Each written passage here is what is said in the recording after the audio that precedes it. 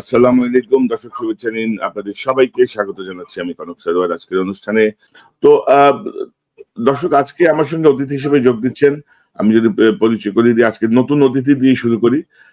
নতুন অতিথি আজকে আমার সার্জিস, আপনাকে স্বাগত জানাচ্ছি। আপনারা জানেন সার্জিস গণ যে ছাত্র গণ বিপ্লবের যেই সমন্বয়ক, তার অন্যতম একজন সমন্বয়ক এবং বেশ ভোকাল এবং অ্যাক্টিভলি তিনি ভূমিকা রাখছেন বিপ্লবের সময় তো বটে, বিপ্লব পরবর্তী সময়েও। সার্জিস, আপনাকে স্বাগত জানাচ্ছি আজকের অনুষ্ঠানে। আপনাকে অসংখ্য ধন্যবাদ আমাকে আমন্ত্রণ জানানোর জন্য।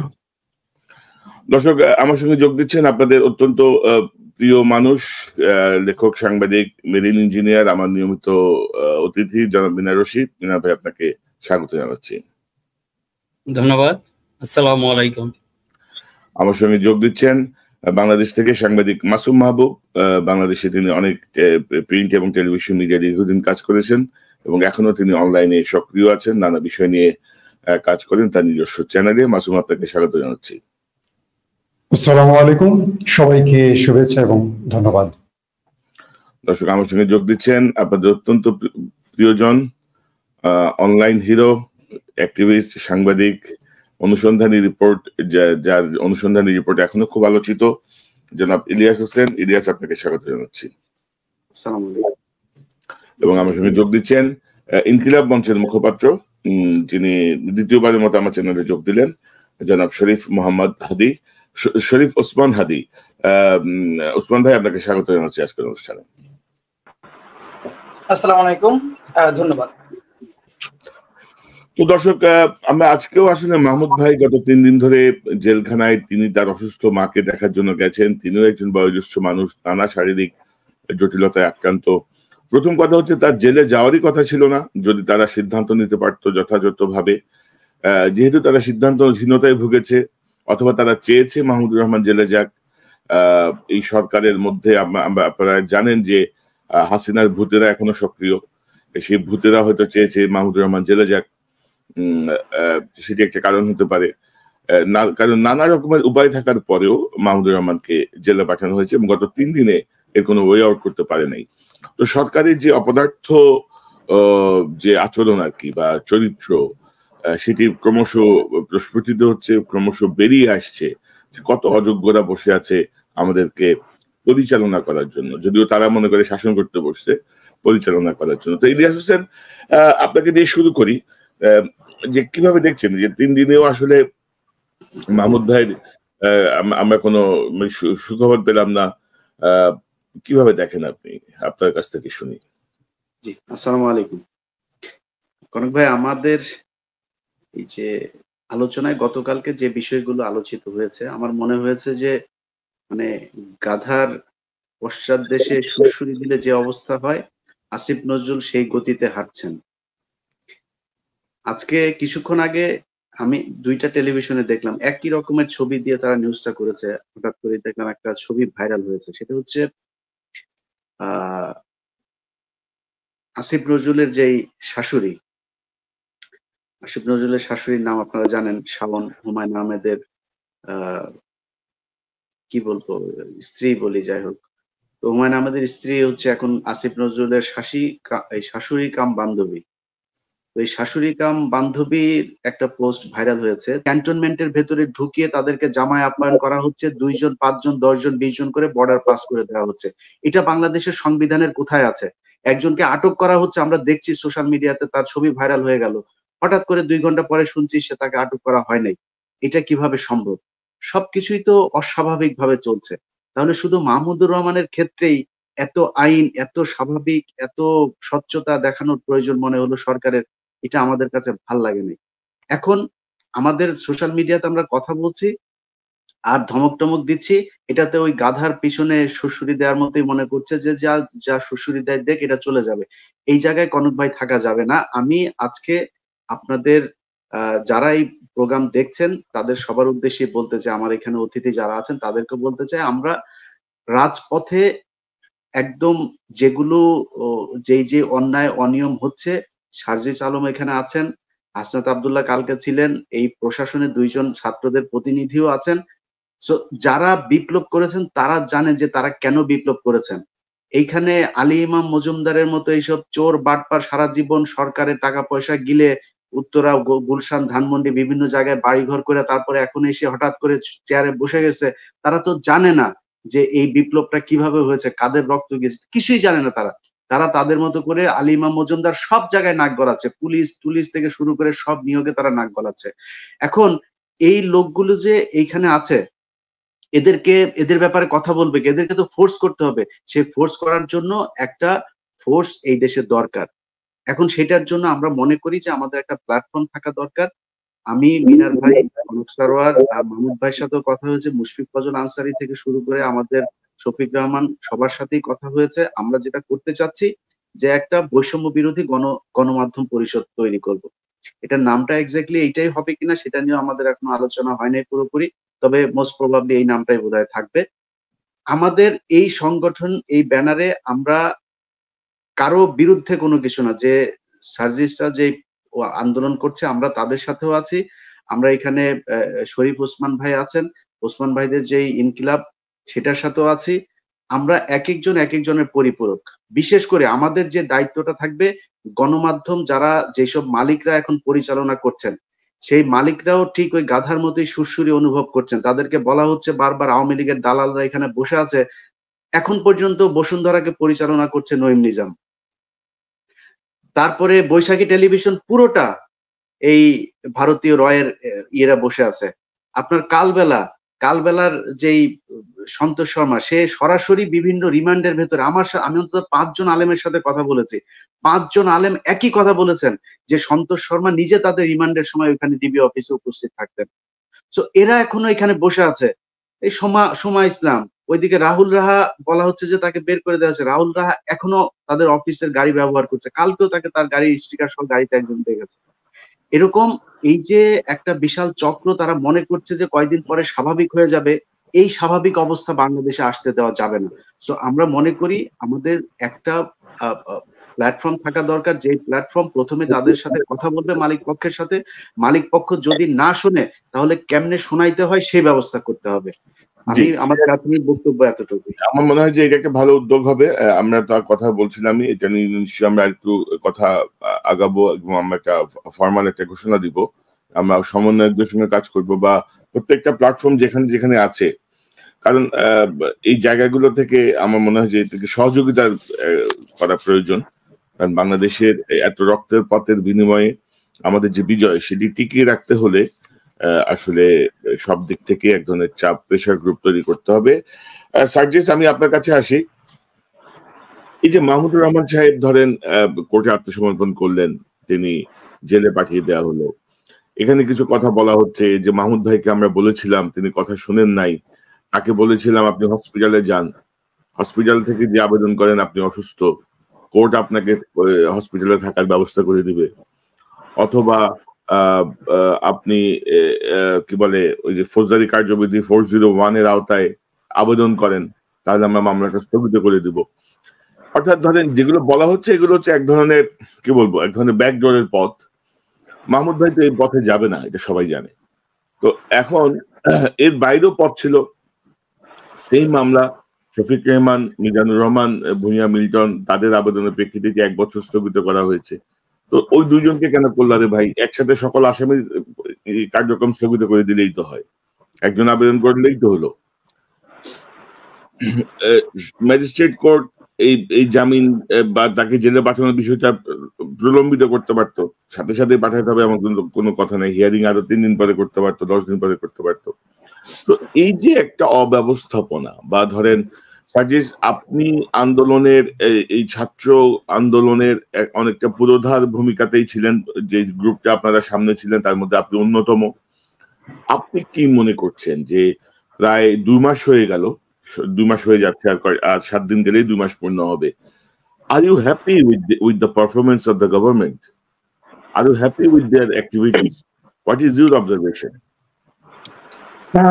আমরা যদি আমাদের জায়গা থেকে বলি, শুধু আজকে এখানে নয়, আসলে বেশ কিছুদিন ধরে, 1 মাস হয়ে যাওয়ার পর থেকে আমরা আমাদের জায়গা থেকে স্পষ্ট করে বলছি, ইভেন আমি আমার জায়গা থেকে অনেকবার বলেছি যে অন্তর্বর্তীকালীন সরকারকে আমরা আসলে যেই জায়গাটিতে দেখতে চাই, যেই ফর্মে দেখতে চাই, ছাত্র জনতার যে স্পিরিট ছিল, ওই স্পিরিট কিংবা আমাদের ভিতরে যে অন্যরকম একটা তেজ ছিল, যেটি নিয়ে কাজের মধ্যে তাদের মধ্যে ওইভাবে দেখা যায় না।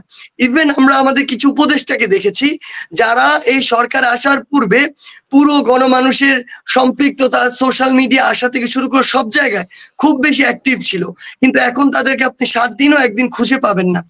সেই জায়গায় আসলে আমরা আমাদের যে চার্মের যে বিষয়টি ছিল বা তরুণ প্রজন্মের যে নতুন করে একটি প্রত্যাশা ছিল, সেই জায়গায় আমরা একটি বিস্তর একটি ফারাক দেখতে পাই। এবং তারা যে কি কাজগুলো করছে, এই কাজগুলো কেন যেন তারা বলার জন্য আমাদের যে মিডিয়ার ভাইদের সামনেও আসতে চাচ্ছেন না। তারা কি কাজ করছেন, কিভাবে চলছে, কি ইমপ্রুভ হচ্ছে, এটিও তো আমাদের বলা প্রয়োজন। কারণ আমরা যারা বৈষম্য বিরোধী ছাত্র আন্দোলনে এই যে সমন্বয়কের জায়গাটি বলুন বা অর্গানাইজারের জায়গাটি বলুন, এই জায়গাটিতে কাজ করেছি, আমাদেরকে তো মানুষ প্রশ্ন করে। আমরা সরকারে নেই, এটা সত্যি, কিন্তু মানুষের কাছে তো এই দায়বদ্ধতাটুকু রয়েছে। কারণ এই প্ল্যাটফর্ম ছাত্র জনতার যে রায়, সেই রায়ের ভিত্তিতেই অন্তর্বর্তীকালীন সরকার গঠন করেছে। কিন্তু এখানে যে সমস্যাটি হয়েছে, তারা কি করছে, তারা এটি যেমন নিজেদের জায়গা থেকে প্রকাশ করছে না।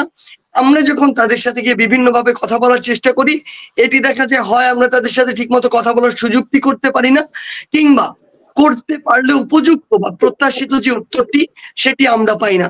সেই জায়গায় আসলে আমাদের যে প্রত্যাশা ছিল, এটি সত্যি যে 16 বছরের যে স্ট্রাকচার বা যে আসলে করাপশন সিস্টেম গুলো যেভাবে ধ্বংস হয়েছে, আমরা চাইলেই 2 মাসে ওই সিস্টেমটিতে একদম দৃশ্যমান উন্নতি দেখতে পাবো না, কিন্তু একটি গ্র্যাজুয়াল তো ইমপ্রুভমেন্ট আমাদের চোখে পড়তে হবে।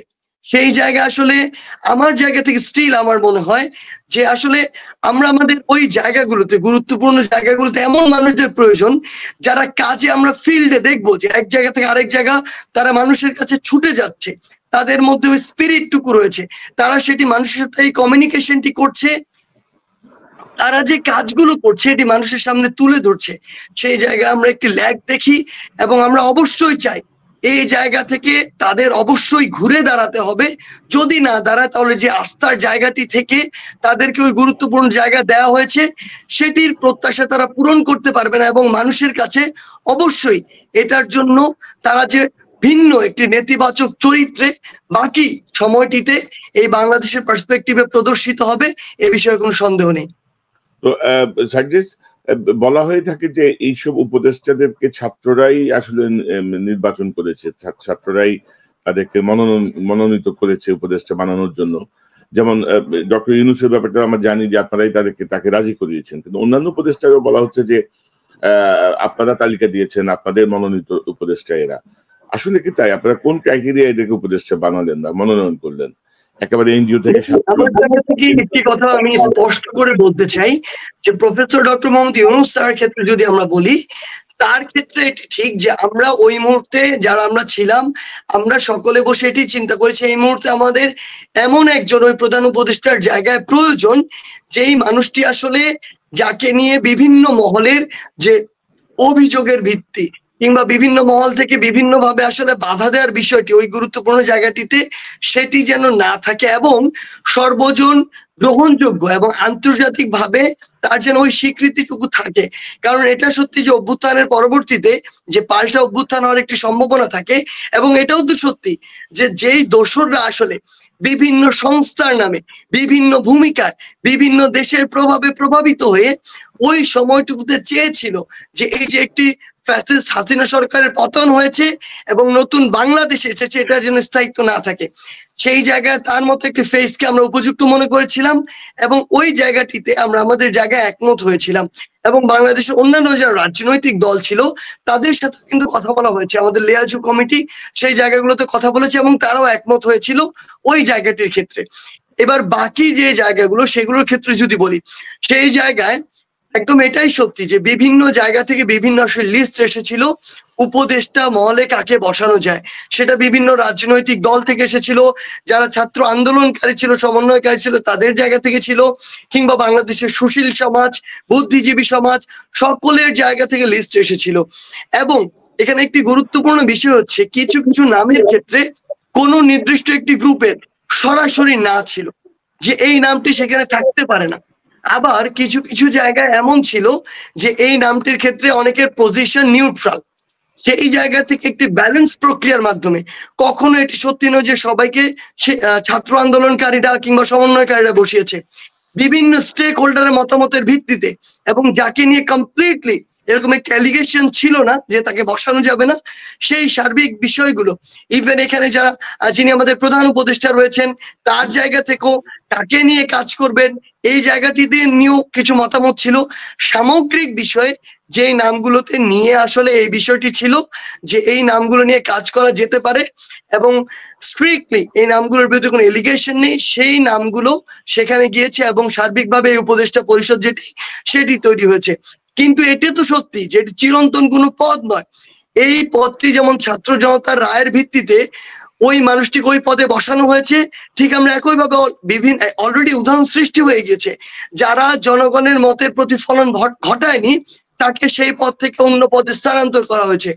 আমরা আমাদের জায়গা থেকে বিশ্বাস করি ওই জায়গাটিতে বসে এখন যারা জনগণের মতের প্রতিফলন ঘটাচ্ছে না, যারা নির্দিষ্ট কোনো গোষ্ঠীর এজেন্ডা বাস্তবায়ন করছে কিংবা যাদের উদ্দেশ্য হচ্ছে ব্যক্তি স্বার্থ চরিতার্থ করা, ভবিষ্যতের আখের গুছানো, আমরা আমাদের জায়গা থেকে বিশ্বাস করি ছাত্র জনতা এই জায়গায় সর্বোচ্চ প্রতিবাদটুকু জানাবে এবং যদি প্রয়োজন হয় নির্দিষ্ট কোনো মানুষ যাকে অপরচুনিটি দেওয়া হয়েছে সেটির উপযুক্ত ব্যবহার তিনি করতে পারছেন না, ব্যক্তি স্বার্থে ব্যবহার করছেন, সেটির জন্য আমাদের প্রতিবাদ করা, রাস্তায় নামা থেকে শুরু করে যেটির প্রয়োজন হয় বাংলাদেশের ছাত্র জনতার রায়ের ভিত্তিতে এবং 24-এর ছাত্র জনতার অভ্যুত্থানের স্পিরিটের ভিত্তিতে আমরা সেই কাজটি আবার করতে প্রস্তুত আছি।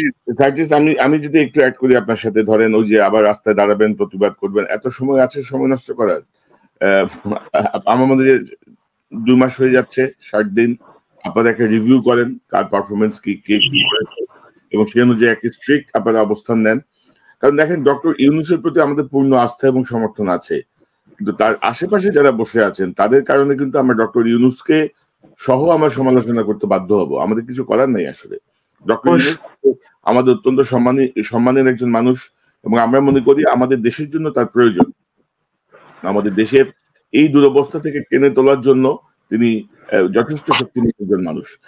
তো এবং উপদেষ্টাদের আমি যদি বলি যে আমি মাঝখানে অনেক আগে যখন এই সরকার গঠন হচ্ছে তখনই আমি বলছিলাম যে একজন উপদেষ্টাকে তৎকালীন DGFI chief Hamid, major general Hamid, 2টা গাড়ি চেঞ্জ করে ক্যান্টনমেন্টে নিয়ে একটা গোপন জায়গায় বৈঠক করে তার একটা তালিকা ধরাই দিচ্ছে। সেই উপদেষ্টার উপর ডক্টর ইউনূসের যথেষ্ট আস্থা ছিল, এখনো আছে, সে আসিফ নজরুল।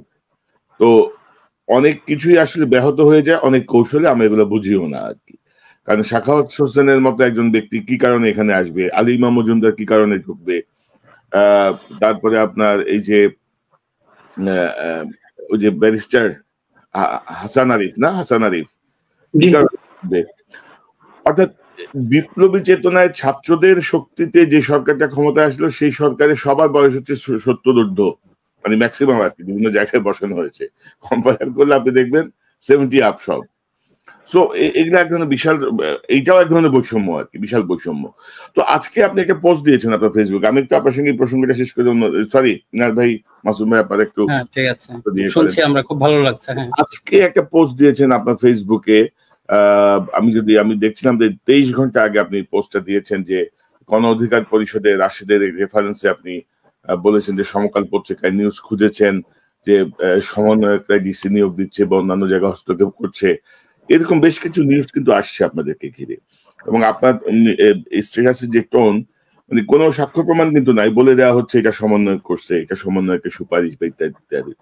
তো আপনি কি মনে করেন যে আমরা যখন কাজ করতাম আমরা দেখতাম যে গোয়েন্দা সংস্থা নানা রকম ভাবে ফেব্রিকেটেড নিউজ করানোর চেষ্টা করতো, চরিত্র হননের চেষ্টা করতো, নানা রকমের আজে বাজে কমেন্টস করাতো, সেই জায়গাগুলো আপনারা সতর্ক আছেন কিনা? কারণ আমরা দেখছি যে মিডিয়াতে কিন্তু কোনো পরিবর্তন আসে নাই, সেই হাসিনার লোকজনই বসা বিভিন্ন জায়গায় এবং নানা মেকানিজম করছে। তো আপনার এই স্ট্যাটাস বা আমি যা বললাম সবকিছু মিলিয়ে আপনার পর্যবেক্ষণটা কি? আচ্ছা, আমি গতকালকে আসলে এর আগেই বেশ কিছু জায়গায় এটি দেখেছিলাম যে এরকম বলা হচ্ছে আর কি, যে বাংলাদেশের 64 জেলার 64 জন ডিসি নিয়োগ দেওয়া হয়েছে এবং এর মধ্যে নাকি 56 জন ডিসি, প্রথম কথা বলা হচ্ছে যে তারা আওয়ামী লীগের দোসর, দ্বিতীয় কথা যেটি বলা হচ্ছে সেটি নাকি আমি আর হাসনাত মিলে নিয়োগ দিয়েছি। তো তখনই আসলে আমরা এই জিনিসটিকে বেশি ওইভাবে পাত্তা দেইনি, কারণ আমরা এটি আসলে দেখছি যে বিভিন্ন জায়গায় এই গুজবগুলো ছড়ানো হচ্ছে। ওই যে সিআরআই কিংবা হাসিনার যারা দোসর, তারা কিন্তু এখনো সবগুলো হারিয়ে যায়নি।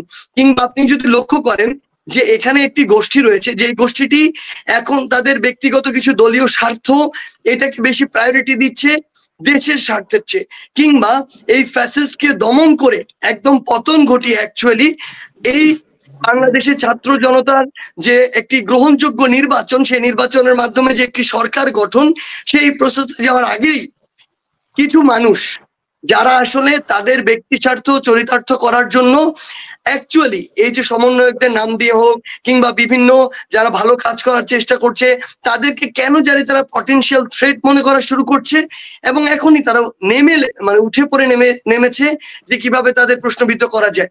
কিন্তু তারা এখনো এটি ভাবতে পারছে না যে এই যদি বিভাজনটি সৃষ্টি করা হয় এবং নিজেদের মুখোমুখি করা হয়, তাহলে বিগত 16 বছরে যেমন সিঙ্গেল একটি রাজনৈতিক দল, সে যে দলই হোক না কেন, অসংখ্যবার চেষ্টা করার পরেও ফ্যাসিস্ট হাসিনার কিছুই করতে পারেনি।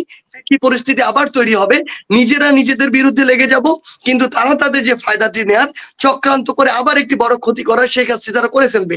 তো সেই জায়গা থেকে আমরা এটিকে সেভাবে আমরা পাত্তা দেইনি। কিন্তু গতকালকে দেখলাম যে একটি কনফারেন্সে আসলে সেখানে আমাদের গণ অধিকার পরিষদের ক্যাম্পাসের বড় ভাই রাশেদ ভাই একদম ওপেন একটা ফোরামে, যেখানে অসংখ্য মানুষ রয়েছে, সেইখানে বিভিন্ন মহলের মানুষ রয়েছে, তাদের সামনে বলছে কোন একটি সমকাল পত্রিকার রেফারেন্স দিয়ে আমরা নাকি 56 জন ডিসি নিয়োগ দিয়েছি, আমরা নাকি আওয়ামী লীগের যারা দোসর তাদেরকে নতুন করে আবার স্থান করে দিচ্ছি, এরকম কথাবার্তা। তো আমাদের জায়গা থেকে মনে হয়েছিল যে তারা 18-র কোটা সংস্কার আন্দোলনে ছিল, তারা তরুণ প্রজন্মের প্রতিনিধি, সেই জায়গায় ওই গুজব লীগের এক্সটেন্ডেড ভার্সনের মতো, পিয়াদায়ের এক্সটেন্ডেড ভার্সনের মতো তারা যদি তরুণ প্রজন্মকে জাস্ট একটা গুজবের ভিত্তিতে কোন রকম ফ্যাক্ট চেক না করে একটি নিউজকে এভাবে অপপ্রচার করে, তাহলে তো তরুণ সমাজ বা আমরা যারা তাদের অনুজ রয়েছে আমরা এখানে আশাহত হই। তার চেয়ে সবচেয়ে বড় কথা, তিনি তো এই প্রশ্নটি যদি এমন হয়েও থাকে যে আওয়ামী লীগের দোসররা নতুন করে পুনর্বাসিত হচ্ছে 56 জন ডিসি, এই প্রশ্নটি তার কাকে করা উচিত? কেন এই প্রশ্নটি তিনি সার্জিস হাসনাতকে করবেন? এই প্রশ্ন তো করা উচিত যে জনপ্রশাসনে বসে রয়েছে ওই আলী ইমাম মজুমদার, তাকে আজকে থেকে প্রায় 1 যুগ আগে যে আলী ইমাম মজুমদার মন্ত্রী পরিষদ সচিব ছিল 1/11-র সময়, সেই আলী ইমাম মজুমদারকে এই 16 বছর পরে বাংলাদেশে কি এতই যোগ্য মানুষের অভাব পড়েছিল ওই জনপ্রশাসনের দায়িত্ব দেওয়ার জন্য যে তাকে এই বুড়ো বয়সে টেনে হিচড়ে এখানে আবার বসাতে হবে? যে আলী ইমাম মজুমদার ওই 1/11-র সময় সার্ভ করে এসেছে এবং এই 1/11-র নির্বাচন স্টিল প্রশ্নবিদ্ধ, ওই নির্বাচন কি আওয়ামী লীগকে সহযোগিতা করেছে কিনা এই বিষয়ে অসংখ্য কথা রয়েছে। সেই জায়গায় ওই আলী ইমাম মজুমদারকে এখানে এসে বসানো হয়েছে, এবং সবচেয়ে বড় কথা, আলী ইমাম মজুমদারের পিএস কাকে করেছে? তিনি পিএস করেছে আহসান কিবরিয়া নামের এমন একজন ব্যক্তিকে, যিনি বিগত 9 বছর ধরে ওই প্রধানমন্ত্রী কার্যালয় ফ্যাসিস্ট হাসিনা সরকারের দোসর হিসেবে একজন গুরুত্বপূর্ণ একজন এজেন্ট হিসেবে কাজ করেছে। তিনি 5 বছর ওই প্রধানমন্ত্রী কার্যালয়ের পরিচালক ছিল, 4 বছর ধরে 2 মেয়াদে মহাপরিচালক অ্যাডমিন ছিল প্রশাসনে। তাহলে প্রধানমন্ত্রী কার্যালয়ের, শেখ হাসিনার কার্যালয়ের যে মহাপরিচালক বিগত 4 বছর ধরে, যেদিন ছাত্র জনতার অভ্যুত্থান হলো, ফ্যাসিস্ট হাসিনার পতন হলো, সেদিনও যে ওই কার্যালয়ের মহাপরিচালক, তাকে এনে তিনি পিএস বানালেন। এই যদি আওয়ামী লীগের ছাত্রলীগের দোসরদের আবার পুনর্বাসিত হয়, তাহলে সেটি কার মাধ্যমে হচ্ছে? তাহলে এই প্রশ্নটি আলী ইমাম মজুমদারকে করা উচিত, আহসান কিবরিয়াকে করা উচিত। তারা কিভাবে ওই গুরুত্বপূর্ণ চেয়ারগুলোতে বসে থাকে তাদেরকে প্রশ্ন করা উচিত। সচিবালয়ের ভিতরে এখনো কিভাবে টাকার লেনদেন হয় তাদেরকে এই প্রশ্নটি করা উচিত। সচিবালয়ের ভিতরে 2 মাসের মধ্যে 3টি প্রমোশন পেয়েছে, বঞ্চিতর নাম ভাঙিয়ে খাচ্ছে, অথচ তাদের বিরুদ্ধে বিভাগীয় মামলা রয়েছে, অথচ তাদেরকে বিভিন্ন মেয়াদে বিভিন্ন সময় শাস্তি দেওয়া হয়েছে। সেগুলো কোনো বিবেচনা না করে বঞ্চিত একটি জাস্ট নাম দিয়ে তাদেরকে এভাবে পুনর্বাসিত করা হচ্ছে। আমরা আজকে দেখছি যারা বঙ্গবন্ধু শেখ মুজিবুর রহমানকে তেল দিয়ে তেলে ভরা তৈলাক্ত বই তৈরি করেছে, সেসব লোকগুলো আজকে সচিব হচ্ছে। এগুলো কোথা থেকে হচ্ছে? এগুলোকে আমরা দিচ্ছি? আমরা কোন অথরিটি? আমরা আজকে পর্যন্ত কেউ বলতে পারবে না, এই সরকার গঠনের প্রায় 2 মাস হয়ে যাচ্ছে, কোনদিন আলী ইমাম মজুমদারের সাথে আমাদের 1 সেকেন্ডের কথা হয়েছে, না সামনাসামনি না ফোনে। আমরা মনেই করি না যে আমরা ওই অথরিটি যে গিয়ে একজন ডিসি নিয়োগ দিবে, একজন সচিব নিয়োগ দিবে। আমরা আমাদের জায়গা থেকে এই কথাগুলো তুলবো, এই অসঙ্গতিগুলো তুলে ধরবো। ছাত্র জনতার স্পিরিটের সাথে যে জিনিসগুলো যায় না, জনগণের প্রত্যাশার সাথে যে জিনিসগুলো যায় না, সেগুলো তুলে ধরবো। সেগুলো যদি না করে তাদেরকে প্রশ্ন করব, প্রেসার ক্রিয়েট করব। কিন্তু আমরা কোন অথরিটি যে আমরা এগুলো নিয়োগ করতে যাব, সেই জায়গায়। তবে সার্জিস, আমি মনে করি যে আপনাদের আরেকটু ওয়াচডগের যে ভূমিকা আপনারা আছেন সেটি আরেকটু কঠোর হওয়া উচিত, কারণ সময় চলে যাচ্ছে। কারণ মানে আনলিমিটেড টাইম কিন্তু এই সরকারকে কেউই দিবে না আর কি। হেলে দুলে দুলটি চালে যাব, আমরা গণতান্ত্রিক সরকারে ফিরতে চাই খুব দ্রুত। সংক্ষিপ্ত একটা মন্তব্য, তারপরে আমি মাসুম মাহবুব আপনার কাছে যাব। মাহমুদ ভাইয়ের সঙ্গে যা হলো, এটাকে আপনি কিভাবে দেখেন? তার পূর্বে শুধু একটা জিনিস একটু স্পষ্ট করি, আমরাও অন্তর্বর্তীকালীন সরকারকে আমাদের জায়গা থেকে অন্তত প্রথম 1-2 মাস অবজার্ভ করছিলাম যে যেই একটি মানে আমাদের তো সমূলে উৎপাদন করতে হবে একটি ব্যবস্থা, এবং তাদের ওই জায়গা থেকে নতুন করে গোড়া থেকে শুরু করতে হবে। সেই জায়গায় আমরাও 1-2 মাস আসলে অবজার্ভ করেছি, আমরা তাদের অবস্থাটি দেখেছি, এবং এই কারণে কিন্তু প্রথমে আমরা ওইভাবে প্রশ্ন করা শুরু করিনি। কিন্তু এখন আমাদের মনে হচ্ছে যে আমাদের আসলে ওই যে ছেড়ে দিয়েছি বা ওই যে এত অবজার্ভ করা, এই বিষয়টি থেকে এখন প্রশ্ন করা শুরু করতে হবে। এবং এই প্রশ্নের ভাষা, প্রশ্নের যে সাউন্ড, এটি ডে বাই ডে আরো স্ট্রিক্ট হবে, আরো সাউন্ড সেটি আরো বাড়তে থাকবে।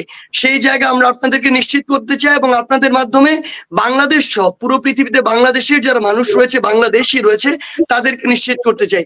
এবং আমাদের মাহমুদুল ভাইয়ের সাথে যেটি হয়েছে, আমরা আজকে একটি জিনিস দেখে অবাক হলাম, রানা প্লাজা শত শত মানুষের মৃত্যুর জন্য যে মানুষটি প্রত্যক্ষ এবং পরোক্ষভাবে দায়ী, ওই রানা প্লাজার যে মালিক, তার আজকে জামিন হয়ে গিয়েছে। কিন্তু মাহমুদুর ভাইয়ের যে জামিন, সেই জামিনটি হয়নি। বিভিন্ন যে তাদের মারপ্যাচ, আইনের মারপ্যাচ, তাদের যে লাল ফিতার যে দৌরাত্ম্য, যেটি সচিবালয় থেকে শুরু করে বিচার বিভাগ, প্রত্যেকটি জায়গা আমরা বিগত বছরগুলোতে দেখে এসেছি, সেই চিত্র এখানেও দেখছি। আমরা আমাদের জায়গা থেকে স্পষ্ট করে একটি কথা বলি, বিগত 16 বছরে অসংখ্য মানুষকে অন্যায়ভাবে ওই আদালতের চক্করে কাটতে হয়েছে। অসংখ্য মানুষকে, যাদেরকে পটেনশিয়াল থ্রেট মনে করেছে ফ্যাসিস্ট আওয়ামী লীগ সরকার, তাদেরকে যতভাবে সম্ভব মামলা দিয়ে হোক, হুমকি দিয়ে হোক, থানা দিয়ে হোক, পুলিশ দিয়ে হোক, আদালত দিয়ে হোক, নির্যাতনের শিকার করেছে, হয়রানির শিকার করেছে।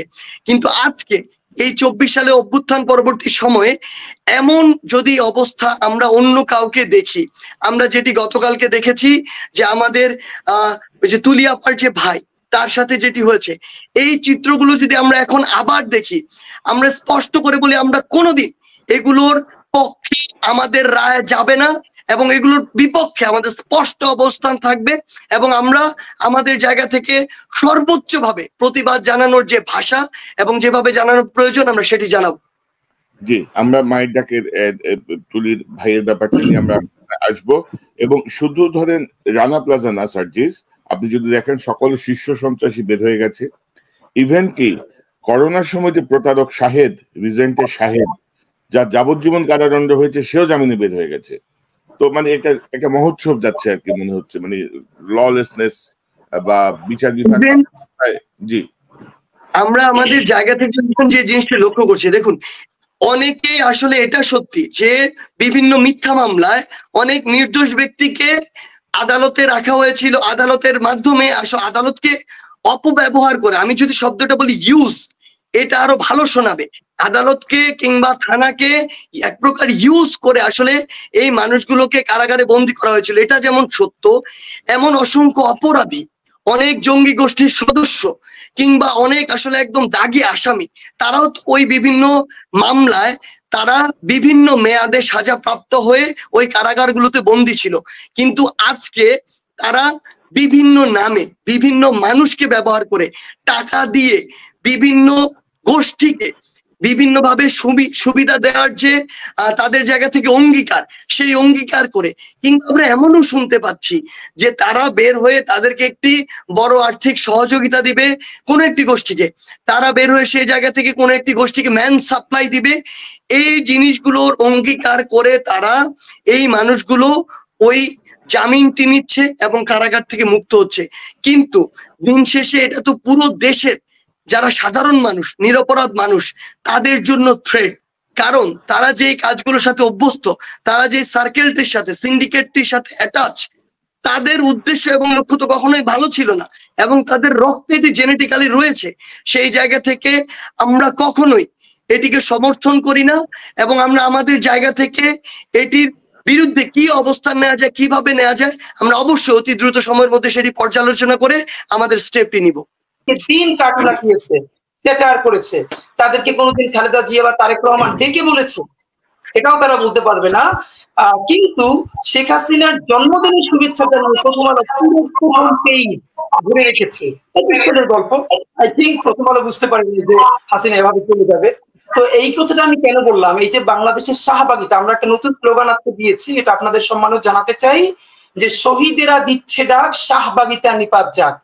শাহবাগিতা, শাহবাগ, শাহবাগিতা, এই দুটো যে এক না। শাহবাগিতা যে সারা বাংলাদেশের মননে মগজে বিভিন্ন প্রতিষ্ঠানে ছড়িয়ে আছে, এর বড় প্রমাণ হলো আমাদের সমন্বয়ক ভাই বোনেরা, তারা খুশি হন, তারা নিজেদেরকে সুশীল গুড বয় মনে করতে পারেন যদি তাদেরকে প্রথম আলো, ডেইলি স্টার একটা কভারেজ দেয়, তাদেরকে নিয়ে একটা স্টোরি করে। সুতরাং মাহমুদুর রহমান হলো যথেষ্ট উগ্রপন্থী একজন মানুষ, আর তাকে নিয়ে কথা একটা হুজুর হেফাজত এরা পর্যন্ত বললে ঠিক আছে, কিন্তু এটা বললে খারাপ দেখা যায়।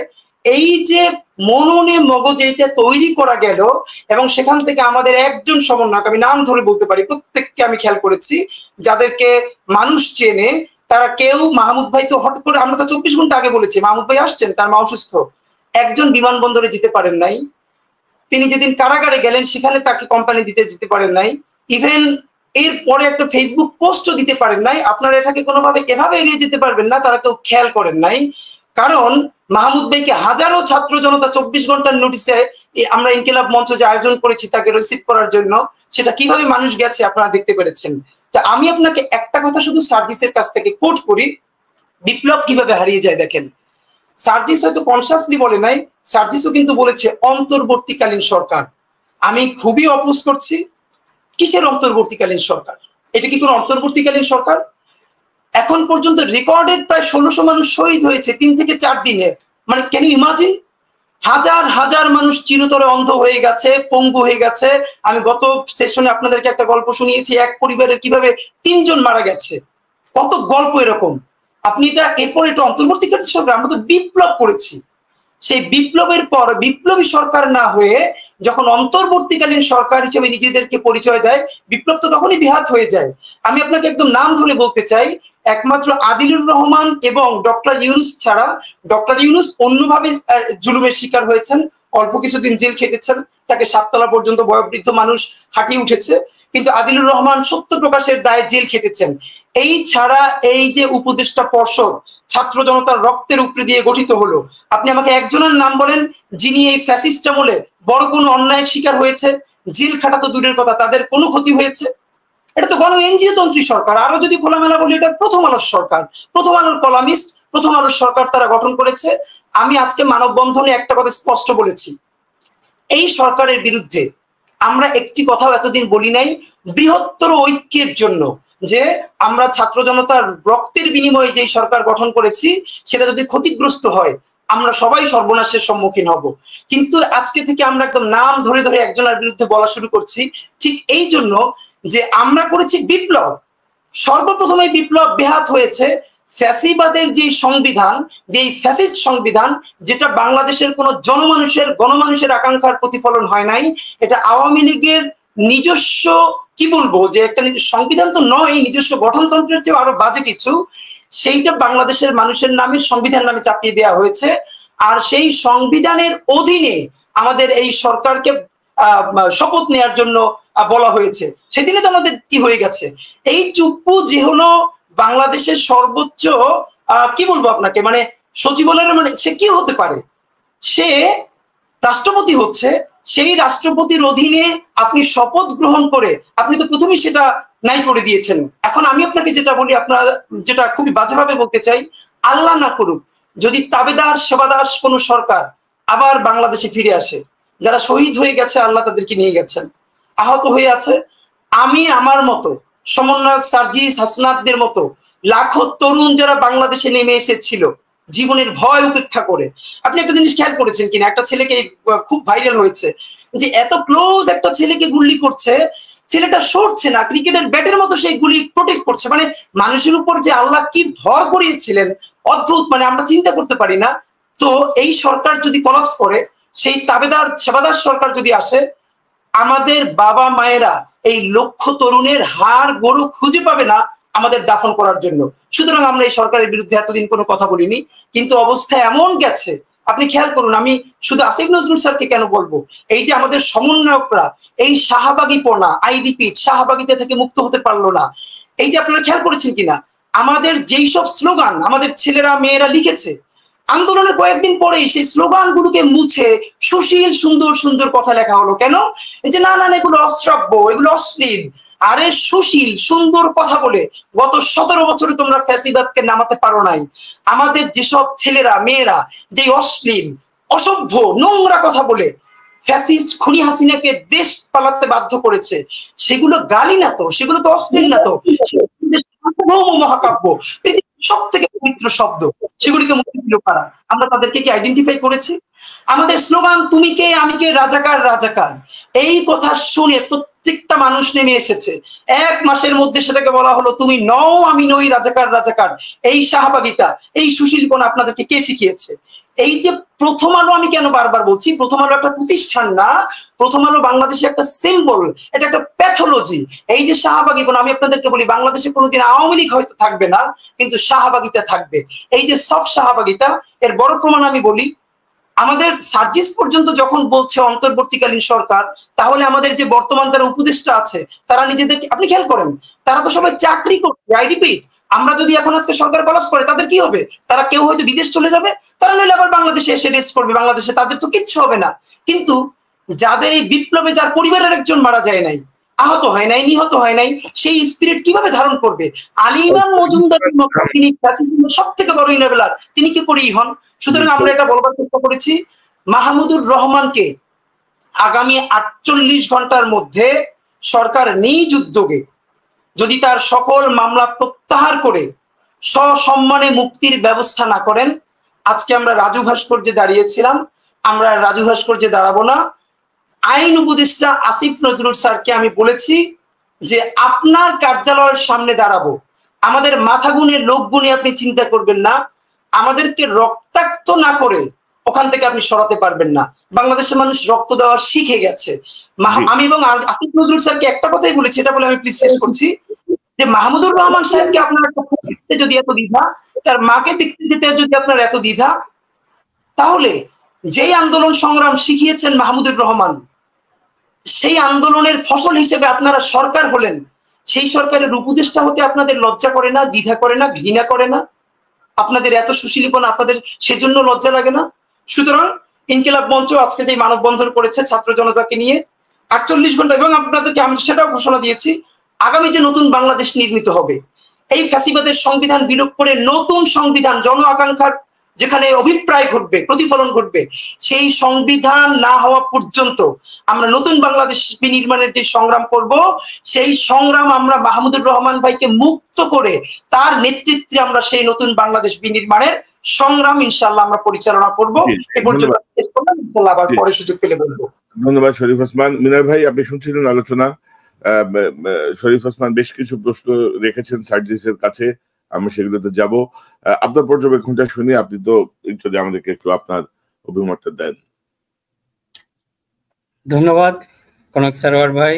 আমি খুব আসলে মুগ্ধভাবে সার্জিসের কথাগুলি শুনেছি। ওনাকে আমি আসলে ফলো করতাম, মানে আমার কি চেঞ্জি জেনারেশনের একজন কি বলবো একজন উল্লেখযোগ্য তরুণ, যার কথা হয়তো সারা দেশবাসী শুনছে। এবং আজকে আমার খুবই ভালো লেগেছে ওর কিছু কথা। এখন যে একটা প্রশ্ন শুধু সার্জিসের কাছে, প্রশ্ন না, যে একটা অবজারভেশন বা এই জিনিসটা একটু খেয়াল করলে ভালো হবে, যে আমরা হয়তো ফেসিবাদকে আমরা আসলে পরাজিত করেছি। আমরা চাই না ফেসিবাদ আর ফিরে আসুক, ইনশাল্লাহ সেটা আসতে পারবে না। বর্তমান সরকারের কিছু কাজকর্ম নিয়ে কিন্তু আমাদের এখন প্রশ্ন শুরু হয়ে গেছে, বা মনের ভিতর বিভিন্ন সন্দেহ দানা বেঁধেছে। এই একটা দুটা। তাহলে আমাদের সামনে কি ওয়ে আউটটা কোথায়? তাহলে আমাদের যেতে হবে সামনে যে রাজনৈতিক শক্তিগুলো আছে। এই জন্য আমি ইয়াং জেনারেশনকে বলবো, যারা অনেকে সামহাও ডিপলিটিসাইজেশনের শিকার হয়েছে, আসলে এরা অত্যন্ত সুচতুর ভাবে এদেরকে এই দিকে ঠেলে দেওয়া হয়েছে, যে আই হেট পলিটিক্স বা এই জাতীয় প্রজন্ম। শরীফ ওসমান যে একটা হাউজের কথা উল্লেখ করলেন, সামহাও ওখান থেকে সবকিছু এসেছে, এটা আমাদের আজকে বলতেই হবে। তা আমি আর ওইদিকে যাচ্ছি না, শুধু সার্জিস বা এই নিউ প্রজন্মের কাছে আমাদের একটা আবেদন থাকবে, আমরা যেন সেই ডিপলিটিসাইজের শিকার না হয়ে পড়ি। দেশকে চালাতে হবে পলিটিক্স দিয়ে। আমরা যদি ঠিক আছে যে এক্সিস্টিং পলিটিক্যাল সিস্টেম বা পলিটিক্যাল পার্টিকে আমাদের আপত্তি থাকতে পারে, দরকার পড়লে আমাদের নতুন পলিটিক্স বা একটা পলিটিক্যাল পার্টি ফর্ম করতে হবে। আমরা হয়তো আগেও বলেছি আমরা ওটাকে সাপোর্ট করব, কারণ আমরা চাই দেশটা পলিটিশিয়ানরাই এটা চালাবে। কিন্তু এখনো দেখা যাচ্ছে যারা আই হেট পলিটিক্সের প্রবক্তা, সামহাও তারাই এই দেশটা চালাচ্ছেন এখন। এবং এই যে আজকে বর্তমানে যে পরিস্থিতি সৃষ্টি হয়েছে, এই যে প্রত্যেকটা ফ্যাসিবাদী কিন্তু এরা একটু ভেস্টেড ইন্টারেস্ট গ্রুপ তৈরি করে। আমরা যদি প্রত্যেকটা, সেটা সিভিল ব্যুরোক্রেসিতে আছে, মিলিটারিতে আছে, প্রত্যেক জায়গায় দেখেন একটা বিরাট একটা ভেস্টেড মানে কি কায়েমি স্বার্থবাদী গ্রুপ। কায়েমি স্বার্থবাদী হলো মানে বর্তমান সিস্টেমে যাদের স্বার্থ সংরক্ষিত, এরা কিন্তু একটা কামড় দিয়ে পড়বে। এবং এইটাই দেখা যাচ্ছে। আজকে আপনি প্রশাসনে যান, কালচারাল সেক্টরে যান, ইন্টেলেকচুয়াল সেক্টরে যান, এই ইউনিভার্সিটিগুলোতে দেখা যাচ্ছে ঘুরে ফিরে ওই কুমিরের বাচ্চার মতো ওদেরকে আমাদের কাছে নিয়ে আসছে। কাজে আমাদের এখন যে কাজটা করতে হবে, যে যেভাবেই হোক আমাদের এটাকে প্রতিরোধ করতে হবে। আমরা হয়তো সময় ওইভাবে দিতে পারবো না। যদি আমরা যত বেশি সময় দিব আমাদের ক্ষতিটা কিন্তু বেশি হয়ে যাবে। কাজে যে ছাত্র সমন্বয়ক যারা আছেন, আমি যাদেরকে বলি জনতার সমন্বয়ক যারা এখনো সরকারে যেভাবে হোক যায় না, এটা একটা ভালো হতে পারে। আপনারা একত্রিত হন। তারপরে ইলিয়াস হোসেন ভাই যে একটা প্রস্তাব রেখেছেন, আমরা এটা ইন্টারনালি নিজেদের মধ্যে আলোচনা করেছি, যে বৈষম্য বিরোধী গণমাধ্যম পরিষদ, এটা আমরা ইনশাল্লাহ করব। আমরা আপনাদের পাশে থাকব। আমাদের রাজনৈতিক অভিলাষ নাই, তাই বলে আমরা ডিপলিটিসাইজ করব না, আমরা পলিটিক্সকে সঠিক রাস্তায় থাকতে সহায়তা করব। কাজে আপনারা যদি এটার মধ্যে এগিয়ে আসেন, নিউ জেনারেশন মোস্ট ওয়েলকাম। আপনারা যদি জানেন আমাদের সেই জীবনটা শুরু, অনেকের সাথে আমি এটা করি, ওরা মনে করে বোধহয় I have got some politically যে কোনো একটা হয়তো উচ্চাকাঙ্ক্ষা আছে, সেরকম নাই।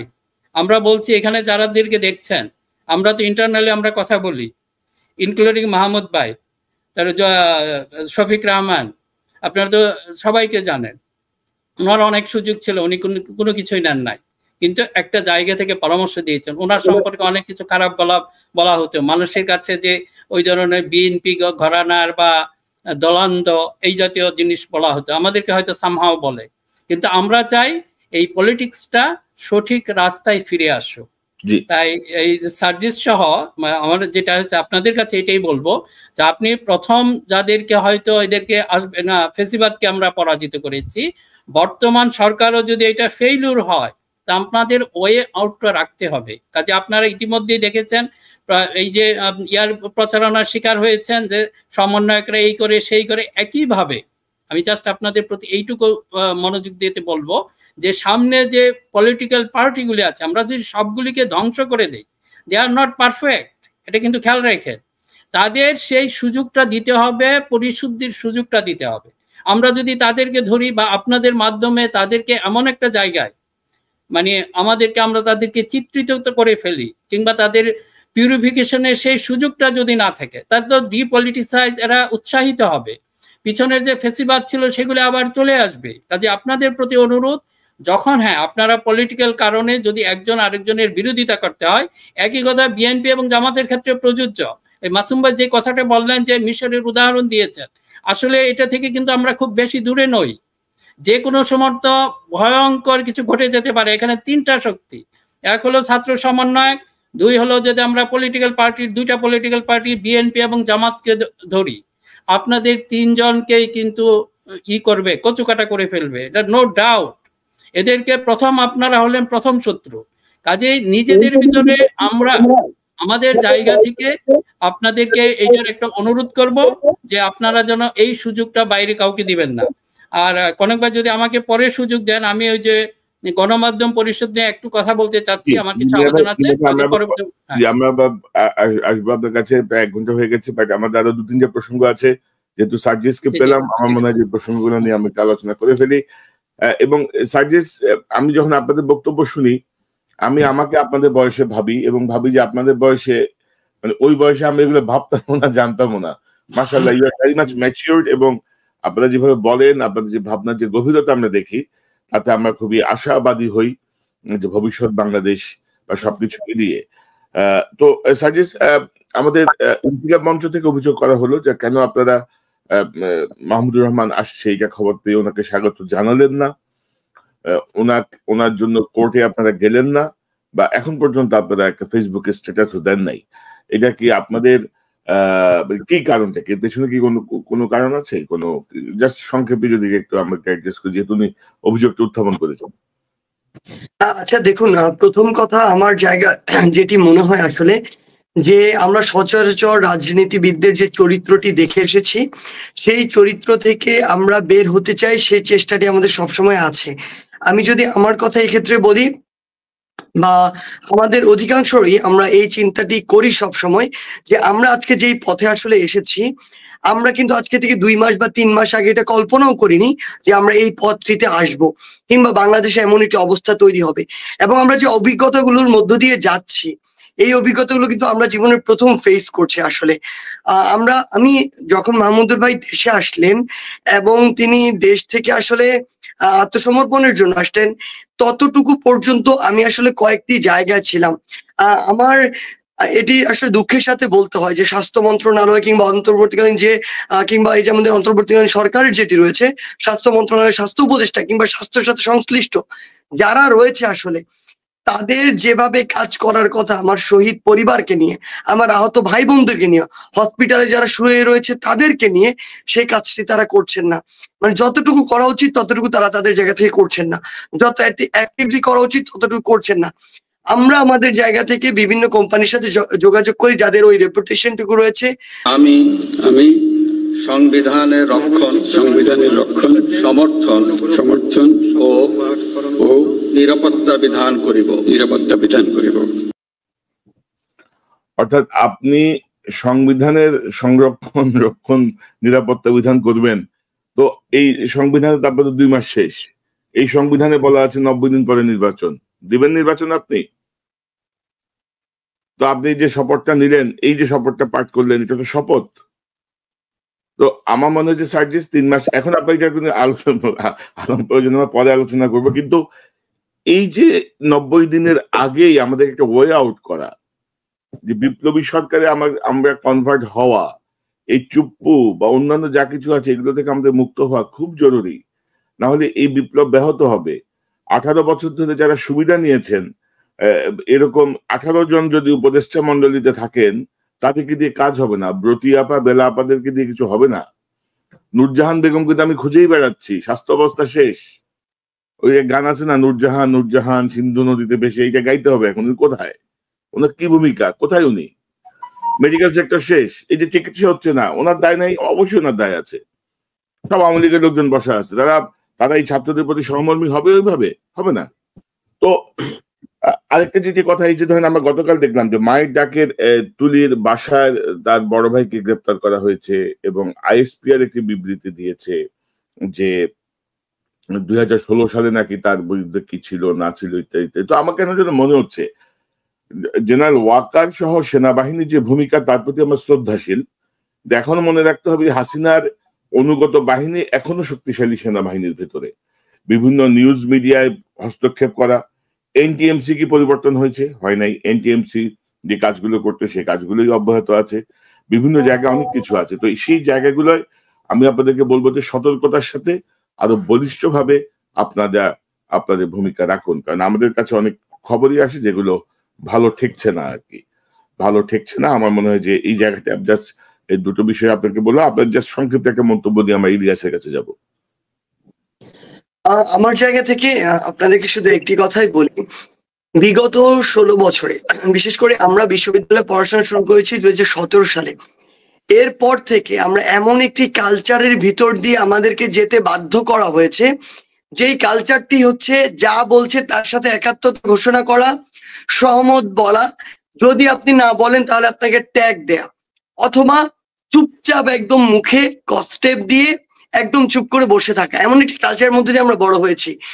সেই জায়গায় তখন আসলে এই বিশ্ববিদ্যালয় পর্যায়ে এসে আমরা ধীরে ধীরে আপনাদের সহ আমাদের যে ভাইরা আসলে বাংলাদেশ থেকে বিভিন্নভাবে তাদেরকে বাধ্য করা হয়েছে, মুখ বন্ধ করার চেষ্টা করা হয়েছে, যারা এই দেশ ছেড়ে বিভিন্ন দেশে পাড়ি জমিয়েছেন এবং দেশের জন্য, দেশের মানুষের জন্য বাইরে থেকে কথা বলা শুরু করেছে, তাদের যখন এই কথাগুলো বিভিন্ন অনলাইন ভিত্তিক বিভিন্ন টক শো বলি, বিভিন্ন এরকম লাইভ বলি বা অন্যান্য প্রোগ্রাম বলি, এগুলোর মাধ্যমে শোনা শুরু করি, তখন আসলে প্রথম আমাদের চিন্তার ভিতরে নতুন করে একটি খোরাক সৃষ্টি হয়।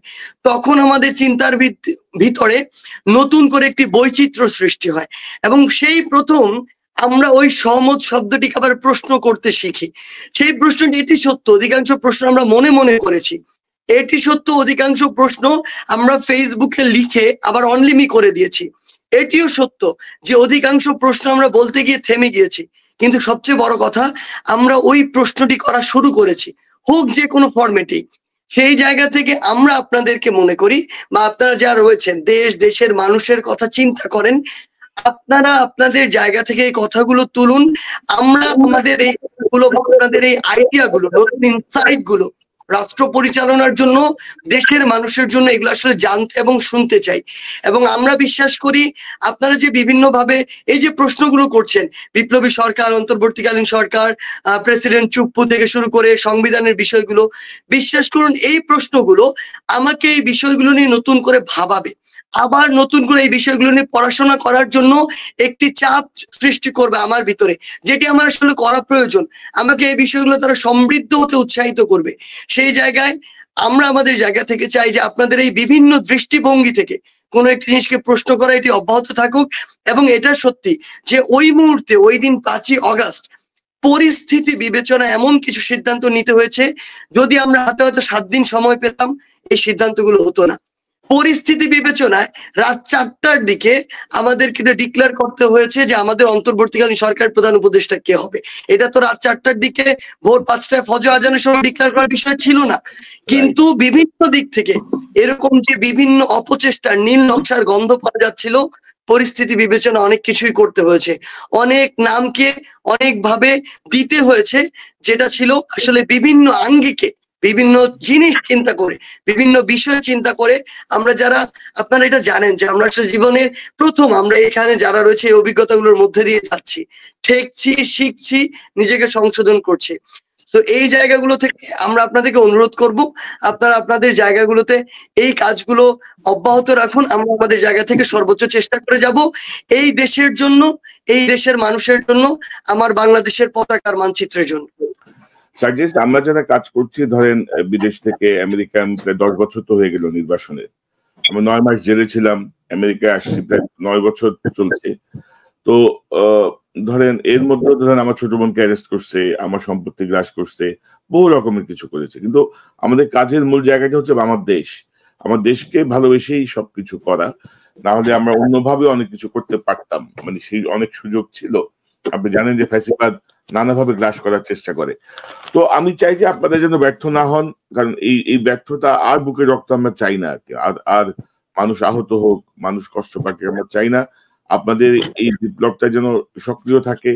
সেনাবাহিনীর যে ভূমিকা, মানে আমি ডক্টর ইউনূস এবং জেনারেল ওয়াকার দুজনকে এখন পর্যন্ত সর্বোচ্চ শ্রদ্ধার আসনে রেখে ব্ল্যাঙ্ক চেক দিতে চাই যে তারা যে ভূমিকায় ছিলেন সেই ভূমিকার প্রতি আমাদের শ্রদ্ধা এবং সমর্থন এখনো আছে।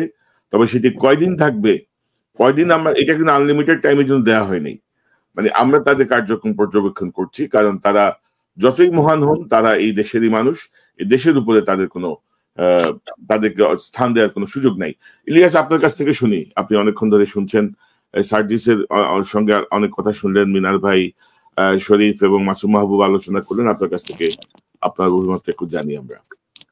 কনক ভাই ধরেন বক্তব্য শুনছিলাম, আমি খুব অবাক হলাম যে সার্জিস আলমের এত অভিযোগ, এটা আমাকে খুব অবাক করলো যে তাহলে আমরা মানে কার অপেক্ষায় আছি। আমি তো মনে করতাম যে হয়তো সার্জিসটা সার্বক্ষণিক যোগাযোগ রাখছেন এবং ওনাদের পছন্দের লোকজনই হয়তো কাজ করছে। আমি না প্রথম আমাকে আপনি বক্তব্য দিতে দিয়েছেন যখন, তখন আমার মনে হচ্ছিল যে আমার কথাগুলো শুনে হয়তো সার্জিস কিছুটা রাগ করবে কিনা, হ্যাঁ, যে ইলিয়াস ভাই আমাকে ডাকলো এখানে, ডেকে এইভাবে কথাবার্তা বলছে।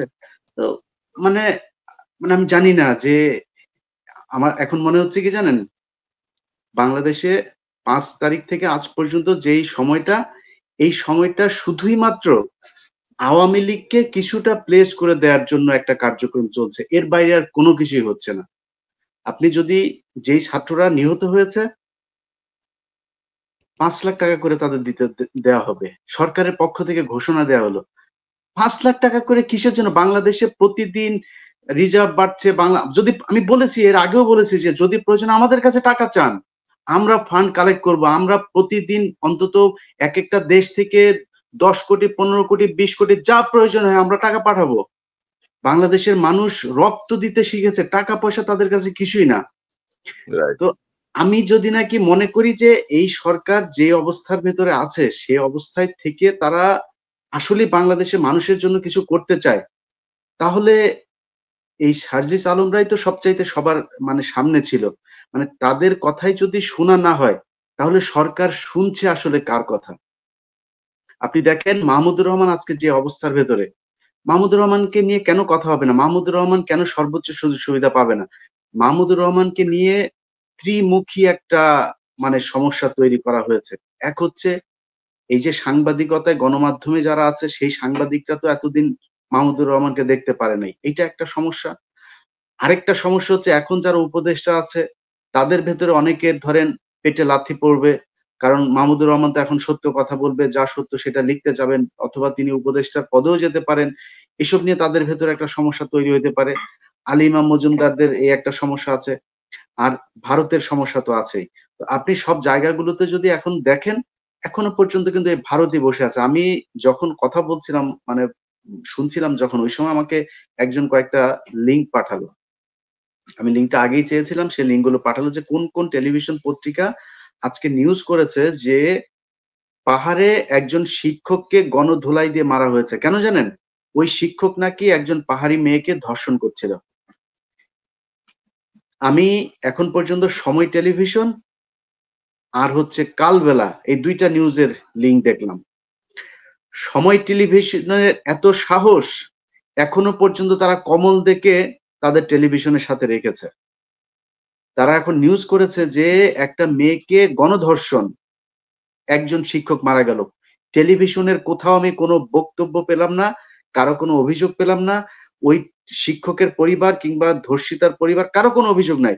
কতগুলো পাহাড়ি চাকমা তারা মানে পাহাড়িরা তারা মারছে। এই পাহাড়ে যারা মানে উদ্বাস্তুর মতো যারা এখানে বিভিন্ন সময় এসে ঢুকে পড়ে, তারপরে এখন নিজেদেরকে আদিবাসী তারপরে বাংলাদেশি মনে করছে। তারা আদিবাসীও না, উপজাতীয় না, বাংলাদেশীও না। এরা এখানে এসেছিল, এদেরকে ওইখান থেকে তাড়াই দিতে হবে। যত দ্রুত তাড়ানো যাবে পাহাড় তত দ্রুত স্বাভাবিক হবে। তারা আজকে তাকে গণধোলাই দিয়ে মেরেছে। আমাকে যে লিঙ্কটা পাঠিয়েছে সে ওইখানে থাকে।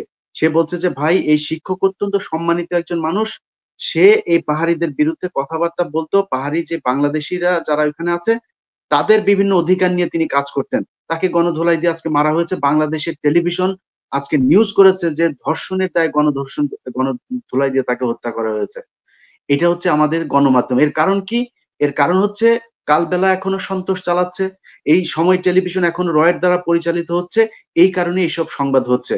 এখন আমি তো আর আমার পক্ষে তো আর সব বিষয় নিয়ে কথা বলা উচিত না, কথা বলা সম্ভব না। আমি মনে করি গণমাধ্যম ঠিক হওয়া সবার আগে প্রয়োজন, এবং ওই দিন 1 সপ্তাহের ভেতরে আমি মনে করি আমাদের ফোর্স কাজ করতে হবে। আমাদের সংগঠনের পক্ষ থেকে আমাদের সাথে আমার এই বক্তব্য যারা যারা শুনছেন, আমরা প্রয়োজন আমি ফেসবুকে একটা গ্রুপই তৈরি করব, যারা কিনা এটার সাথে সংযুক্ত হবেন, আমাদের এই গণমাধ্যম অধিকার পরিষদ, বৈষম্য বিরোধী গণমাধ্যম পরিষদ যেটা, সেখানে আপনাদের প্রিয় সব মানুষেরাই থাকবে। আজকে শরীফ উসমান হাদি ভাইয়ের সাথে আমার প্রথম আমাকে যদি আজকে পুরস্কার দিতে বলেন, এখানে এটাকে একটা ডিবেট হিসাবে ওনার বক্তব্য আমার সবচাইতে ভালো লেগেছে। তো এই তেজোদ্দীপ্ত এতগুলো মানুষ একসাথে কাজ করবে আর সোশ্যাল মিডিয়াতে এতদিন ধরে আমরা যা করেছি সেটাই করবে, এটা ওয়ে না। আপনারা ওয়ে আউটের যে পদ্ধতি চাচ্ছেন, আমি মনে করি প্রথম দিন আমরা ওই মালিক পক্ষকে বলবো যে আপনার এখানে এই দালাল আছে, এই দালালদেরকে সরাইতে হবে। পরের দিন যদি না সরায় সেখানে যেতে হবে, বাইরে দাঁড়ায় সেখানে মানববন্ধন হবে, গ্যাদারিং হবে, যা করা সেটা হবে। পরের দিন অফিসের ভেতরে ঢুকে যাব, এটা হচ্ছে পদ্ধতি। ঢোকার পরে আমি আপনার মধ্যে একটু ইন্টারাপ্ট করতে চাই, কাইন্ডলি একটা মিনিট প্লিজ। জি বলেন। একটু আমি আপনাকে ডিস্টার্ব করলাম এই জন্য ভাই, আপনি পিনাকি দা, কনক সরোয়ার ভাই, আপনারা যারা বাইরে বসে যুগ ধরে যুদ্ধটা করছেন, ধরেন আমি ফ্রাঙ্কলি বলি, আমি ছোট মানুষ হিসেবে প্রত্যাশা করেছিলাম ডক্টর ইউনূস সাহেব যখন জাতিসংঘে গেলেন আমেরিকায়, আমি খুব ভেবেছিলাম যে অন্তত তিনি আধা ঘন্টার জন্য হলেও বলবেন যে পিনাকি ভাই দাদা শুরু করে ইলিয়াস, কনক সরোয়ার, পুরো গ্রুপটা যারা বাংলাদেশকে নাড়িয়ে দিয়েছে, বাংলাদেশের মানুষকে, তাদের জন্য অন্তত এক কাপ চা খাবেন এবং আপনাদের কথা শুনবেন, এটা আমি খুব প্রত্যাশা করেছিলাম টু বি ফ্রাঙ্ক। তো এটা তো হলোই না। আমার একটা পরামর্শ হলো, দেখেন মূলধারার গণমাধ্যম বলতে যে বাংলাদেশের একটা ব্যাপার ছিল, ওটা কিন্তু ভেঙে গেছে। পুরো মূলধারা গণমাধ্যম এটা তো গণমাধ্যম না, এটা তো ফ্যাসি মাধ্যম। এই যে নতুন মাধ্যম আপনারা তৈরি করলেন, আপনাদের প্রতি পরামর্শ, আপনারা অ্যাজ আর্লি অ্যাজ পসিবল ভিন্ন ধারার মানুষ হোক, কিন্তু যারা মুক্তিকামী মানুষের পক্ষে ছিলেন তারা আপনারা অতি দ্রুত একটা প্ল্যাটফর্ম ঘোষণা করুন। আপনারা ওখানে বসে কারা বাংলাদেশের গণমানুষের বিপক্ষে কথা বলছেন, কোন সাংবাদিক, কোন মিডিয়া, কোন হাউস, আপনারা সুনির্দিষ্ট ভাবে একদম প্রফেশনালি আপনারা তাকে ডিটেক্ট করবেন, 3 দিন সময় দিবেন, বলবেন যে একে এখান থেকে চেক করতে হবে। যদি তারা না করে, আমি বলতে আমাদের ইনকিলাব মঞ্চ সকল ছাত্র জনতাকে সামনে নিয়ে আমরা একদম নিয়মতান্ত্রিক উপায়ে সেই হাউজের সামনে দাঁড়াবো, যতক্ষণ না পর্যন্ত মুক্তিকামী মানুষের বিপক্ষে যারা দাঁড়িয়েছে সেই কালচারাল ফ্যাসিস্ট তাদেরকে যতক্ষণ না পর্যন্ত চেক করা হবে ততক্ষণ পর্যন্ত ইনশাল্লাহ আমরা দাঁড়াবো। আপনারা প্লিজ সমন্বিত আকারে এই প্ল্যাটফর্মটা ইনশাল্লাহ ঘোষণা করুন এবং বিপ্লবের ফসল বাংলাদেশের মানুষের ঘরে ওঠার আগ পর্যন্ত প্লিজ আপনারা হতাশ হবেন না। এবং আমি চাই আপনারা বাংলাদেশে না আসুন। টু বি ফ্রাঙ্ক, আপনারা বাংলাদেশে আসলে এই কাজটা আপনারা এভাবে করতে পারবেন না। যেদিন আমরা বলবো যে আপনি পিনাকি দা, কনক সরোয়ার ভাই সবাই একদিন এক ফ্লাইটে আসেন, আমরা লক্ষ জনতা আপনাদেরকে রিসিভ করব নতুন বাংলাদেশে, সেই পর্যন্ত আপনাদেরকে লড়াইটা করতে হবে ইনশাআল্লাহ। অবশ্যই শরীফ ওসমান এই লড়াই অব্যাহত থাকবে। আমরা যদি নাকি প্রয়োজন হয় আরো 5 বছর পরে আসবো, যদি প্রয়োজন হয় 2 দিন পরেও আসবো, সেটা নিয়ে কোনো সমস্যা নাই। কিন্তু আমাদেরকে যেই কাজটা করার জন্য যা প্রয়োজন সেটা তো এখান থেকে করা সম্ভব। আমাদের সেই লোকবল আছে।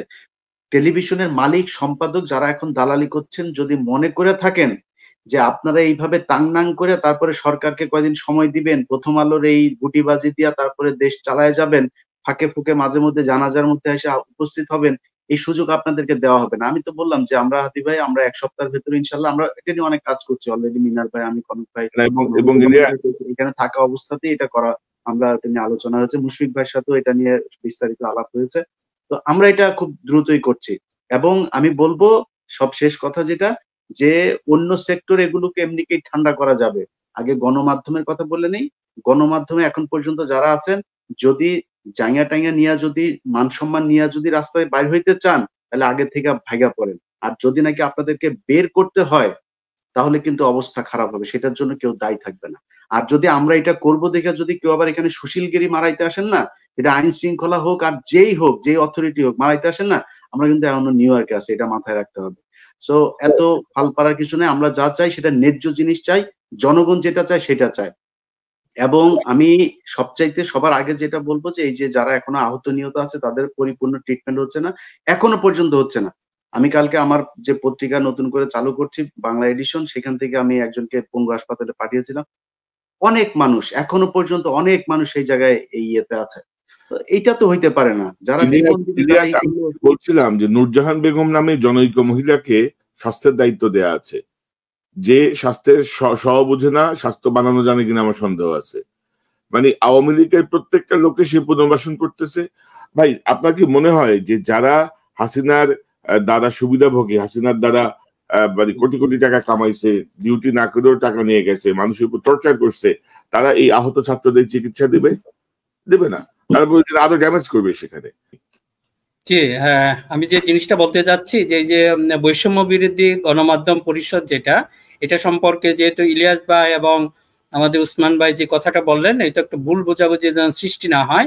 হয়তো বলতে পারে যে ফ্রিডম অফ স্পিচকে কি আমরা ব্যাহত করতেছি, কিন্তু আপনাদের খেয়াল রাখতে হবে কাদেরকে এটা আমরা বাদ দিতে চাচ্ছি। যে আপনার ফ্রিডম অফ স্পিচকে সম্পূর্ণরূপে বন্ধ করে দিতে চাচ্ছে, এটা কোনো মুক্ত কোনো গণমাধ্যম তখন ছিল না। যারা এই কাজগুলি করেছে তাদেরকে কিন্তু, যদি এরা ক্রিমিনাল, কাজে এই ক্রিমিনালকে আইসোলেট করে ফেলতে হবে। এরা যদি না করে ভবিষ্যতে অতি সত্বরই আবার আমাদের সেই একই অবস্থায় ফিরিয়ে নিয়ে যাবে। এই কারণেই কিন্তু এই কাজটা করা। কাজে আপনাদের প্রতি আবারও অনুরোধ জানাচ্ছি, আমরা এই আবেদনটা আগেও করেছিলাম যে আপনারা প্রত্যেকটা, যে আমরা 5 জন, মনে করেন একটা কলেজে 5 জন টিচার আছেন, আপনারা 5 জনে বসে একটা করেন, গণমাধ্যম পরিষদ আমরা যেভাবে করছি এটার একটা ব্রাঞ্চ করেন। এটাকে কোনো নেতৃত্বের কিছু নাই, এটা দেশকে বাঁচাতে এগিয়ে আসেন। এই ছেলেরা এগিয়ে এসেছে, সমন্বয়কদের কথা শুনলেন, আমরা আসলেই আশাবাদী। কাজে সবাই যদি আমরা এদেরকে সহযোগিতা করি, ইনশাল্লাহ এই দেশকে কেউ আর ওই আগের অবস্থায় ফিরিয়ে নিতে পারবে না। কিন্তু এটা শুধু যদি মনে করেন এই দায়িত্বটা আরেকজনে করবে, আপনার করার দরকার নাই, এটা কিন্তু মারাত্মক একটা আমাদের ভুল হবে। কাজে সবার প্রতি অনুরোধ, আপনারা যে যেখানে আছেন, এই যে সিভিল সোসাইটির পার্ট, আপনি কলেজের শিক্ষক হন, স্কুলের শিক্ষক হন, ডাক্তার, ইঞ্জিনিয়ার, যেই হন, আপনারা এটাতে এগিয়ে আসুন। আমরা যখন একসাথে এই কাজগুলি করবো, it will B a great force, যে ফোর্সের মাধ্যমে ইনশাল্লাহ আমরা এদেরকে প্রতিহত করতে পারবো। মিনা ভাই আপনাকে ধন্যবাদ। শরীফ ওসমান, আপনার শেষ মন্তব্যটা শুনি। জি, আমি শেষের একদম সংক্ষেপে যেটা বলতে চাই, আসলে সার্জিস তো চলে গেল, মানে এটা ভালো লাগলো অ্যাটলিস্ট অ্যাকনলেজ করা এবং নতুন করে শেখার অন্তত মানসিক এটা অবশ্যই গুড সাইন। তো আমি এটা ধন্যবাদ জানাই। আর যেটা আমার বলবার ইচ্ছা সেটা হলো, আপনাদের লড়াইটা আসলে নতুন করে শুরু হলো। এটা হলো আমার আসলে কথাটা খুবই ক্লান্তিকর, কিন্তু আপনারা এতদিন পর্যন্ত একটা লড়াই করলেন। তো এটা কনক সরোয়ার ভাই আজকে আসলে মনে করিয়ে দিলেন, নইলে আমিও আজকে বলবো করে যে আপনার বোন পর্যন্ত যেভাবে বাংলাদেশে গ্রেফতার হয়ে জুলুমের শিকার হলো, মানে আপনার জায়গা থেকে, তো এরকম তো আসলে বাংলাদেশের প্রতিটা মানুষই। তো আমি যেটা আসলে বলতে চাই যে আমাদের এই যে আরবান মিডল ক্লাসের মধ্যে একটা, এই যে একটু সে রবীন্দ্রসঙ্গীত গাবে, একটু ছায়ানটে যাবে, এরপরে এই যে হুজুর টুজুর মারা গেলে এগুলো রাইট না, মানে যেগুলোকে অনেকটা আমি বলতে চাই যে ফাহাম আব্দুল সালাম ভাইয়ের গতকালকে একটা ভিডিও খুব ভাইরাল হয়েছে, অনেক আগের যদিও, তো ওইটাই আসলে যে মানে আমি যেগুলো করব এগুলো হলো অ্যাকনলেজ করা তোমার হলো দায়িত্ব, আর তুমি যেগুলো বলবা এগুলো হচ্ছে উগ্রবাদী কথাবার্তা।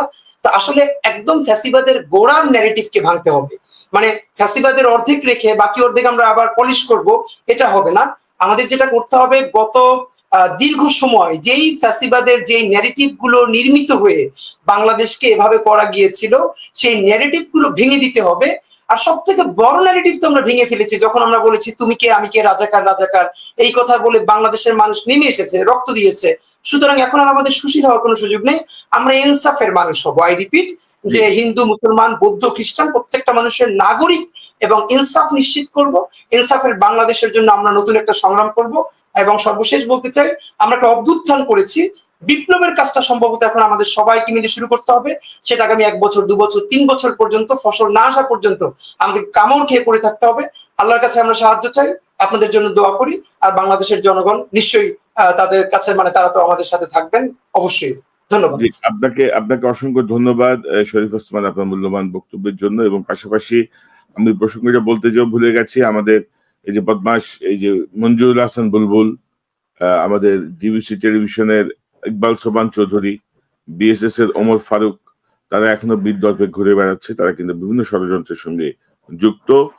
কেন, কোন মানে ড্যাডি তাদেরকে রক্ষা করতেছে ইউনূস সরকারে আমি জানি না, নিশ্চয়ই কেউ না কেউ আছে, তার বিরুদ্ধে মামলা আছে, তারপরে তারা ঘুরে বেড়াচ্ছে, তারা আনটাচড, এমন একটা অবস্থা আর কি। তো এইসবের কোনো সুযোগ নাই বাংলাদেশে। যদি কোনো উপদেষ্টা যদি অনুরাগ বা বিরাগের বশবর্তী হইয়া আইনের বাইরে যে কাজ করেন, তাহাকে আমরা ল্যাংটা করিয়া ছাড়িয়া দিব, এ ব্যাপারে তারা প্রস্তুত থাকবেন। অর্থাৎ ছাত্র জনতার এত আত্মত্যাগ বা এত রক্ত বিসর্জনের পরে, এত রক্তের পরে আপনারা ক্ষমতায় যে মহামানব হয়ে যাবেন, মহাপুরুষ হয়ে যাবেন, সেই সুযোগ নাই। আপনাদেরকে বাংলাদেশের জন্য, বাংলাদেশের মানুষের জন্য কাজ করতে হবে। যদি পার্শ্ববর্তী কোনো রাষ্ট্রের প্রতি অনুকম্পা দেখান বা নিজের স্বার্থ বিবেচনায় কাজ করেন, তাহলে কিন্তু পরিণতি সুখকর হবে না, সেটি আপনারা নিশ্চয়ই আঁচ করতে পারেন। তো আজকে আমাদের অতিথিরা ইতিমধ্যে আমাদের বাংলাদেশ থেকে মাসুম মাহবুবের নেটের সমস্যা হচ্ছিল, সার্জিসও বিদায় নিয়েছেন, তারপরে আমি ধন্যবাদ জানাই। তারা অনেক সময় দিয়েছেন, ইলিয়াসেও অনেক সময় দিয়েছেন, প্রত্যেকের প্রতি আমার ধন্যবাদ এবং কৃতজ্ঞতা। নিশ্চয়ই আমরা কাল পরশু আবারও বসবো, আবারও আলোচনা করবো, সার্বিকটা পরিস্থিতি রিভিউ করবো। আপনাদেরকে অসংখ্য ধন্যবাদ। দর্শক, এতক্ষণ যারা অনুষ্ঠান শুনলেন, নিশ্চয় আপনার এই আলোচনার মর্মার্থ উপলব্ধি করতে সক্ষম হবেন। সংগ্রাম চলছেই, সংগ্রাম চলবেই, এবং আগামীকালের মধ্যে যদি মাহমুদ ভাই, আশা করি আমরা তিনি মুক্তি পাবেন। যদি মুক্তি পাওয়া না যায়, তাহলে এই জাতীয় আইন উপদেষ্টার আমাদের কোনোই দরকার নেই। আসিফ নজরুল যতই জ্ঞানী হন, তিনি তার জ্ঞান কপচান, লেখেন, বই প্রকাশ করেন, প্রথমায় বসে বসে বই বেচেন, কোনো আপত্তি নেই। কিন্তু বাংলাদেশের আইন উপদেষ্টার যে পদ, সেই পদের জন্য আপনি আসলে ইনক্যাপাবল একজন মানুষ। আপনি বই পড়তে পারেন, আইনের ছাত্র বানাইতে পারেন, কিন্তু আইনের যে প্রায়োগিক দিক, সেই জায়গায় আপনার উপদেষ্টা হওয়ার মতো, আইন উপদেষ্টা হওয়ার মতো আসলে যোগ্যতা যথেষ্ট ঘাটতি আছে। আশা করি আপনি নিজে নিজে বিদায় হবেন, নাহলে আপনাকে বিদায় করার সার্বিক পরিস্থিতি আমরা তৈরি করবো ইনশাল্লাহ। আবারও দেখা হবে ইনশাল্লাহ। আসসালামু আলাইকুম।